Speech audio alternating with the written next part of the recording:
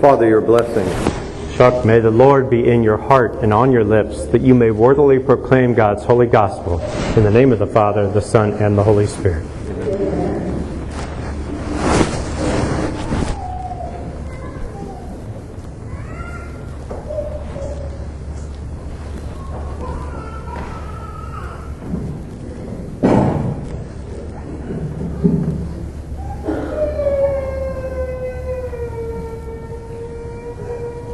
The Lord be with you. And with your spirit. Reading from the Holy Gospel according to Luke. Glory to you, O Lord. May the word of the Lord be on my mind, on my lips, and in my heart. At that time Jesus came to Jericho and intended to pass through the town. Now there was a man named Zacchaeus, who was a chief tax collector and also a wealthy man, who was seeking to see who Jesus was. Did not see him because of the crowd, for he was short in stature. So he ran ahead and climbed a sycamore tree in order to see Jesus, who was about to pass by that way. When he reached the place, Jesus looked up and said, "Zacchaeus, come down quickly, for today I must stay at your house." He came down quickly and received him with joy. When they all saw this, they began to grumble, saying, "He is going to stay at the house of a sinner." But Zacchaeus stood there and said to the Lord, "Behold, half of my possessions, Lord, I shall give to the poor. If I have extorted anything from anyone, I shall repay it 4 times over." Jesus said to him, "Today salvation has come to this house, because this man too is a descendant of Abraham. The Son of Man has come to seek and to save what was lost." Gospel of the Lord. Praise to you, Lord Jesus Christ. For the words of the gospel, and our sins wiped away.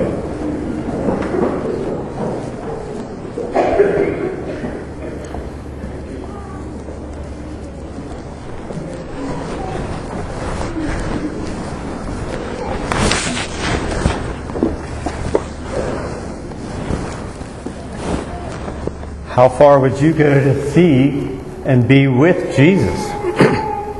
In Jesus' day, as I told you once before, tax collectors were not very popular people. Zacchaeus was a tax collector. They were collaborators with the Romans and were despised by the Jewish people for their crookedness, and Jesus, as we know, was Jewish. The tax system allowed these people to charge more than what was required so that they could make a profit off the poor people for themselves. So they were considered sinners by most of their countrymen. Observers in the crowd that day grumbled because Jesus is actually dining with Zacchaeus, a sinner. But if you'll notice, Jesus often dined with sinners, prostitutes, tax collectors, the outcast of society. Jesus' choice of dinner companions set him apart from the real strict observant Jewish people of his time. And in the first century Jewish culture, to dine together was to show a bond of fellowship and peace with those at your table. So observant Jews did not generally dine with foreigners and sinners. Yet, Jesus chooses to honor the tax collector Zacchaeus by not only dining with him, but actually staying at his house that evening. And even before Jesus comes to his home, Zacchaeus shows himself to be someone in search of salvation. Zacchaeus, described as very short in stature, climbs a tree in order to see Jesus. And we know from Luke's description today that Zacchaeus was no ordinary tax collector. He was in fact the chief tax collector and a person of great wealth because of his crookedness. Yet in his search for salvation, he humbles himself by making a spectacle of himself and climbing up a tree to see Jesus and ask for his saving help. So Jesus recognizes the faith of this tax collector exhibited in his search for salvation, and he calls him down from that tree. In hospitality, he extends to Jesus his conversion of heart. And then Zacchaeus is raised up by Jesus. Once being a crooked tax collector, is now a model of salvation because of his humility in admitting his sinfulness and asking for Jesus' help.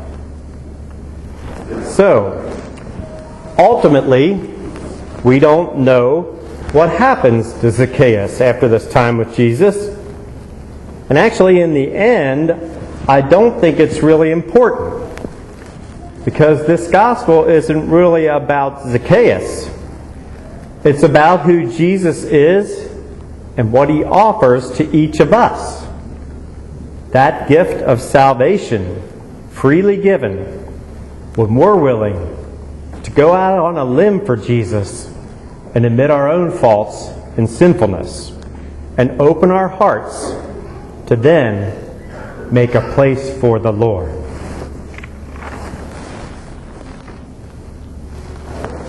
I did a brief homily today because